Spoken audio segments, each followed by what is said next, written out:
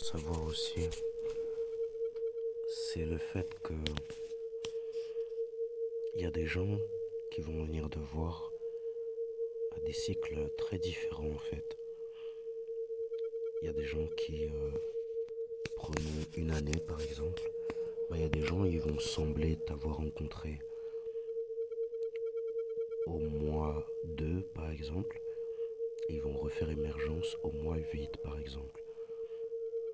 Tu auras vraiment énormément de gens qui vont sembler venir vers toi et sembler réapparaître à des moments où tu tu t'émancipes en fait. Et c'est ça qui va paraître donner du crédit en fait à ce que tu fais. C'est comme si, avec le discernement, et selon ce que tu en trouves au travers ta foi, mais c'est comme si presque tout ce qu'on me dissuade de faire, tout ce qu'on me critique, il y a quelque chose à se poser la question, est-ce que, parce que ultimement, c'est comme si l'idée était juste d'essayer d'inséminer du doute en fait dans ton esprit. Et c'est pour ça que je parlais de sobriété notamment, de passion, de patience, d'appétit, de jeûne, parce que à un moment donné, donc à peu près aussi de spiritualité au sens où à un moment donné, c'est quand même toutes ces couches-là, pour faire simple, tu vois, dans le contexte dans lequel on est aujourd'hui, ou pour ceux qui vivent en Occident, tu vois, parler de la conception qu'ils ont eux de l'ego par exemple. Et ben, en traitant toutes ces couches de l'ego, on va pouvoir s'approcher de quelque chose qui va être de plus en plus raffermi, de plus en plus raffiné, de plus en plus léger, de plus en plus subtil. Pourtant, c'est l'effet des inverses de tous ces mots qui va se proposer aux personnes qui ne sont pas dans cette démarche ou se rendent compte qu'ils auraient pu l'être ou n'ont pas la force de l'être. Et c'est là qu'ils vont sembler revenir de façon un peu ah salut, ça fait longtemps, ah machin. Parce que tu paraîtrais te téléporter d'une façon ou d'une autre, d'un aspect à un autre de toi-même en fait. Au sens où, même ce que, pour reprendre encore d'autres termes, le terme wow. Et à ce moment-là, je voulais maintenant parler du terme de karma. Le karma, c'est à peu près comme la lumière en fait.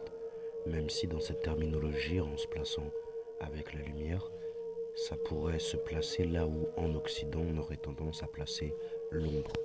Donc comme quoi le propos est peut-être plus international qu'on le pense. Donc ce qui transcenderait même l'au-delà les populations, donc les populations comportementales. Et là on est rendu encore un peu plus loin, je sais pas si t'as remarqué. Mais tout en repassant par des terminologies qui rappellent des populations du village planète Terre. Ainsi, karma et lumière sont des choses qui ne se voient pas en soi. C'est comme l'idée d'une réserve naturelle de foudre ou de libido. Tu vois pas au naturel. T'en vois l'expression. La libido, tu vois l'expression de cela, le résultat. La foudre, tu vois l'éclair, l'expression, le résultat. Lumière et karma posent la question, est-ce que vis-à-vis de ces étapes-là, et peut-être combien d'autres, n'est-ce pas un peu la même chose? Au sens où des gens, ils pourraient même prendre l'urine que tu mets dans des contenus pour ne pas avoir à les décontenancer là où tu dors. Ils pourraient faire tout plein de choses qui pourraient essayer de te faire du mal, comme émuler les souvenirs qui seraient dans leur tête censés être anxieux ou censés, en les émulant, de t'inséminer en fait ce doute en toi que tu remarqueras que c'est vraiment ta réaction et comment toi tu ramènes en fait les choses. Parce qu'en fait, il y a toujours un moment où ils ont besoin de toi dans cette façon ou cette façon. Et quand tu vas commencer à t'en émanciper, c'est là où tu vas voir que va y avoir un nouveau truc, une nouvelle problématique. Mais lorsque tu ne les traites que en dynamique, tu te rendras compte que c'est beaucoup plus simple en fait de considérer l'émotionnalité, en effet, de toutes ces situations comme des panneaux de signalisation en fait. Mais ta conduite, c'est ta conduite en fait. Ta route, ton chemin, c'est ton chemin en fait. Tu vois ce que je veux te dire? Et en ce sens, le fait de te dégager de ce stress sans jamais ne le redéverser sur personne, c'est bien ça qui va mettre en perspective cette visibilité, cette luminosité, cette clarté quant au mouvement de ce que j'appelle ici karma, lumière, au sens où